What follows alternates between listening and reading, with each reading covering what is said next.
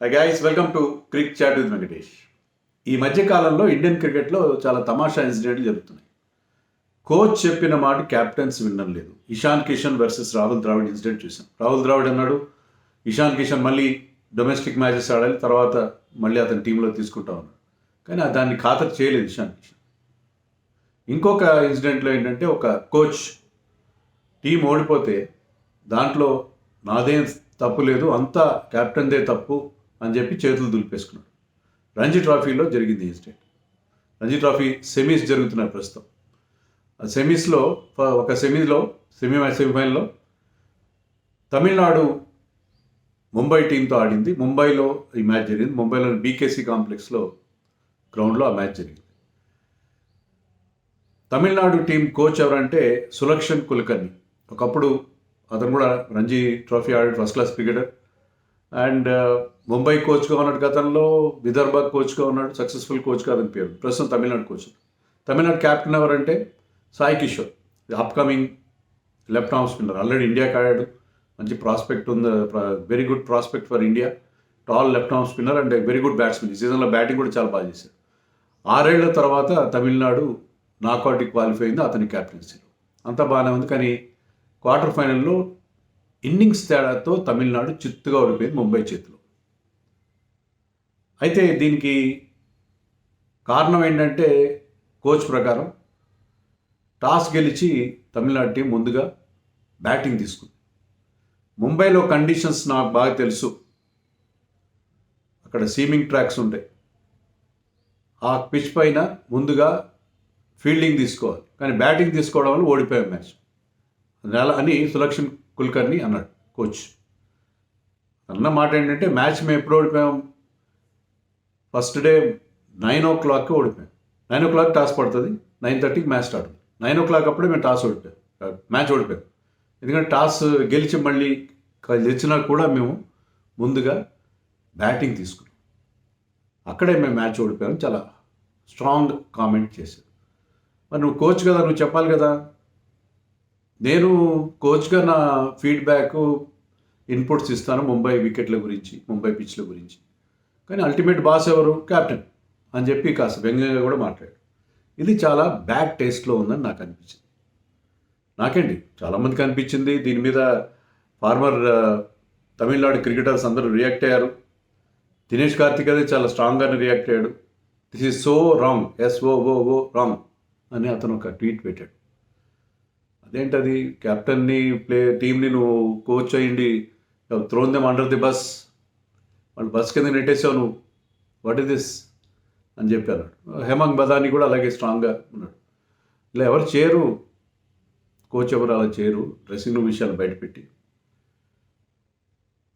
Good coaches అస్సలు చేయరు. అంటే గుడ్ కోచ్ కాదని చెప్పి సులక్షణ్ కుల్కర్ని మీద హేమంగ్ బదాని, అతను కూడా కోచ్ కదా, former player, and now is a very good successful coach, particularly TNPL. అలాగే WV రామన్ డైరెక్ట్గా కామెంట్ చేయలేదు, కానీ మరొక former India player from Tamil Nadu, అతను కూడా సాయి కిషోర్కి సపోర్ట్గా ఒక ట్వీట్ పెట్టాడు. సో చాలామంది చాలా నెగిటివ్ రియాక్షన్ వస్తుంది కోచ్ చేసింది. నిజంగా చాలా తప్పది.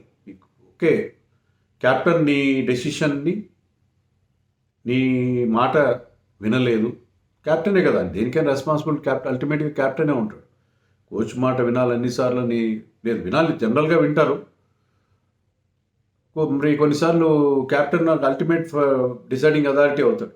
కోచ్ ఎన్నో పెవిలియన్లు చెప్పి పంపిస్తారు, కానీ ఒక్కసారి ఫీల్డ్లో దిగిన తర్వాత all decisions will be taken by the captain himself.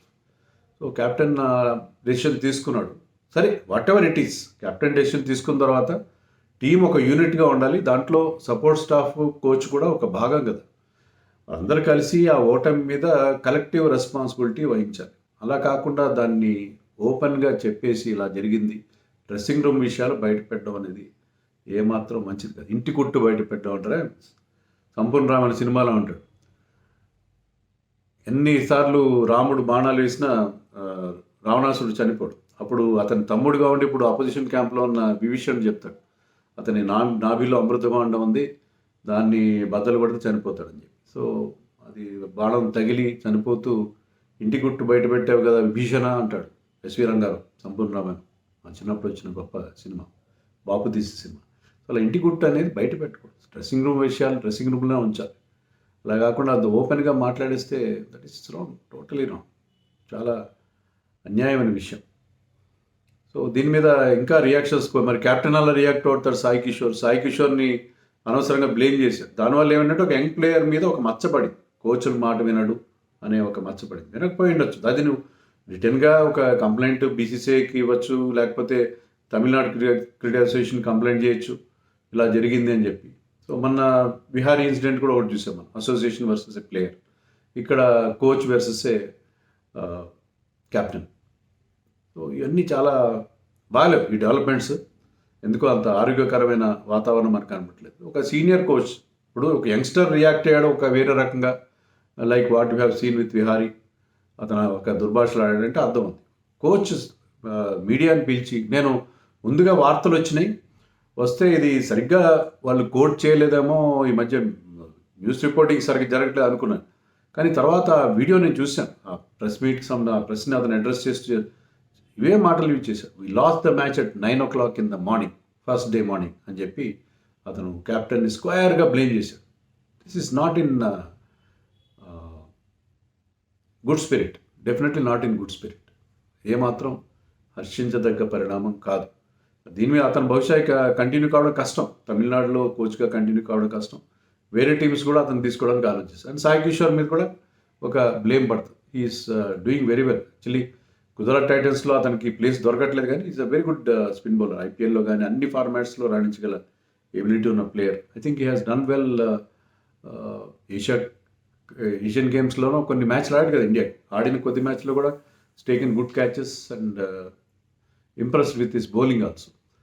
So ఇది పరిస్థితి. మీరు అనొచ్చు ఏదేంటి నువ్వు ఉమెన్స్ ప్రీమియర్ లీగ్ మీద వీడియోస్ చేయమంటే చేయకుండా రంజీ ట్రాఫీ మీద చేస్తున్నావు. రంజీ ట్రాఫీ అంటే నాకు రంజీ ట్రాఫీ ఎందుకు చేయకూడదు, చేయాలి. ఇంకో విదర్భ వర్సెస్ మధ్యప్రదేశ్ చాలా ఇంట్రెస్టింగ్గా జరుగుతుంది. మధ్యప్రదేశ్కి ఇంకా 90 runs కావాలి. లాస్ట్ టైం చూసినప్పుడు 5 wickets చేతిలో ఉన్నాయి. అది కూడా చాలా ఇంట్రెస్టింగ్గా ఉంది. విదర్భ కంబ్యాక్ అయింది సెకండ్ ఇన్నింగ్స్లో. ఫస్ట్ ఇన్నింగ్స్లో హ్యూజ్ లీడ్ కన్సిడర్ చేసిన తర్వాత and they scored 400+ in the second innings and match is very very interesting. In fact ఈ మ్యాచ్లో కూడా తమిళనాడు వర్సెస్ ముంబై మ్యాచ్లో కూడా తమిళనాడు 140కి ఆల్అవుట్ అయినా ఫస్ట్ బ్యాటింగ్ చేసి ఆ సీమింగ్ ట్రాక్ మీద వాళ్ళు వికెట్లు సమర్పించుకున్న ఒక స్టేజ్లో వాళ్ళు they have reduced Mumbai to 120 for 7 కంత రిడ్యూస్ చేశారు. Sai Kishore to 6 wickets. కానీ శార్దుల్ ఠాకూర్ ఉన్నాడు, లార్డ్ శార్దుల్ మొత్తం మార్చేసి ఒక సెంచరీ కొట్టాడు, వికెట్ తీశాడు, player of the tournament. So Shardul Thakur you can never keep him down. అతను ఏం చెప్తాడంటే, నేను టీమ్ ప్రెషర్లో ఉన్నప్పుడు ఎంజాయ్ ప్రెషర్ అని చెప్తాడు. చాలా gutsy cricketer, very very lovable character Shardul Thakur. Always you think that is out of contention, అతను మర్చిపోదాం అనుకున్న టైంలో మళ్ళీ గుర్తు చేస్తాను. Very good cricketer. Ranji trophy గురించి మాట్లాడుకోవాలి, ఎందుకు మాట్లాడకూడదు? డెఫినెట్గా ఇంకొక వీడియో కూడా నేను చేస్తాను. రంజీ ట్రాఫీలో కొన్ని మార్పులు చేస్తే రంజీ ట్రాఫీని కూడా ఎందుకు మనం ఐపీఎల్కి ఇచ్చినంత గౌరవం ఎందుకు ఇవ్వకూడదు, దాని గురించి ఒక వీడియో మళ్ళీ మనం మాట్లాడుతున్నాం. డబ్ల్యూపీలో నేను ఎందుకు చేయట్లేదంటే, నేను మ్యాచ్లు చూడట్లేదు. బికాస్ నాకు నా ఒక బుక్ మీద వర్క్ చేసుకుంటున్నాను. నా బుక్ ఒకటి డ్యూ ఉంది, రావాల్సి ఉంది. నాకు పబ్లిషర్ కూడా రెడీగా ఉన్నాడు, అడ్వాన్స్ కూడా ఇచ్చాడు. సినిమాకి అడ్వాన్స్ ఇచ్చినట్టు has paid me advance also. Is not a publisher, మనం వ్యూయర్, లివ్స్ ఇన్ అమెరికా. అతను ఇచ్చి కూడా చాలా కాలం అయింది. నాకు రోజు వీడియోలు చేయడంతో నాకు ఆ బుక్ మీద కాన్సన్ట్రేట్ చేయలేకపోతున్నాను. ఇప్పుడు దాని మీద కూర్చున్నాను, నేను ఆ బుక్ కంప్లీట్ చేస్తాను, చాలా నుంచి పెండింగ్ ఉంది. అది తర్వాత కొంత ఎప్పుడు రోజువారీ క్రికెట్ మ్యాచ్లు చూస్తూ ఉండడం అంటే కష్టం అవుతుంది. సో అన్ని మ్యాచ్లు నేను చూడలేను, అన్ని మ్యాచ్ల మీద వీడియోలు చేయలేను. డబ్ల్యూపీఎల్ మీద చేస్తాను వీడియోలు, నేను ఫాలో అవుతున్నాను, కొన్ని హైలైట్స్ చూస్తున్నాను, రెగ్యులర్గా మ్యాచ్ చూడట్లేదు. ఏదో ఒక పాయింట్లో నేను డెఫినెట్గా చేస్తాను. ఇంకొంచెం అది కూడా ఊపందుకునే మళ్ళీ ఐపీఎల్ టీమ్ వైజ్ అనాలిసిస్ కూడా చేయాలి కదా. So please bear with me.